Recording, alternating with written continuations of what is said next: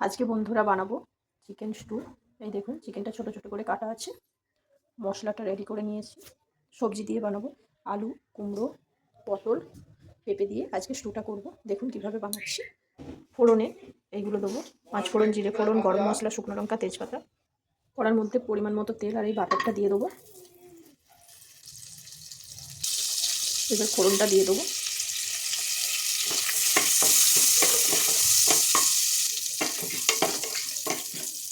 এবার পেঁয়াজ কুচিটা দিয়ে দেবো। এবার মিক্সির মধ্যে লঙ্কা, আদা, রসুন, টমেটোটা পেস্ট করে নেবো। মশলা পেস্ট হয়ে গেছে। এবার এই পেঁয়াজের মধ্যে মাংসটা দিয়ে দেবো।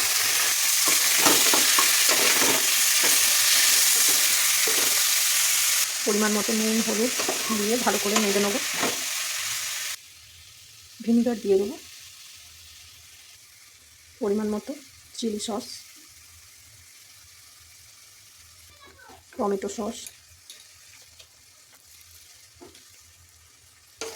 ভালো করে নেড়ে নেবো।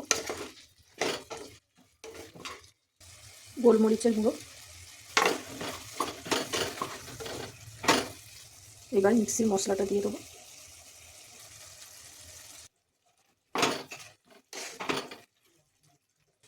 এবার সবজিগুলো দিয়ে দেবো।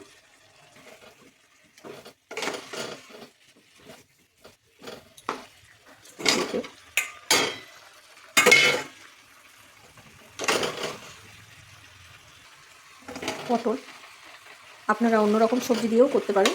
আমার কাছে আজকে এইগুলো ছিল, এইগুলো দিয়েই বানাচ্ছি। আপনারা চাইলে গাজর, বিনস সব দিয়েও স্টু করে খেতে পারেন। সবজিগুলো একটু সেদ্ধ হবে, ঢাকা লাগিয়ে দিলাম। দেখুন কষানো প্রায় হয়ে গেছে। এবার জল ঢেলে দেবো। এবার পরিমাণ মতো জল দিয়ে দেবো। পরিমাণ মতো জল দিয়ে দেবো। এবার আবার একটু সেদ্ধ হতে দেবো। ঝোল রেডি হয়ে গেছে। এবার একটু পাতিলেবু ছড়িয়ে দেবো নামানোর আগে। পাতিলেবু দিয়ে একটু নেড়ে নেবো।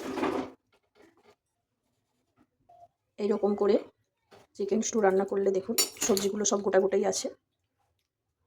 সবজিরও পুষ্টি পাবেন আর মাংসটাও খেতে সুন্দর লাগবে।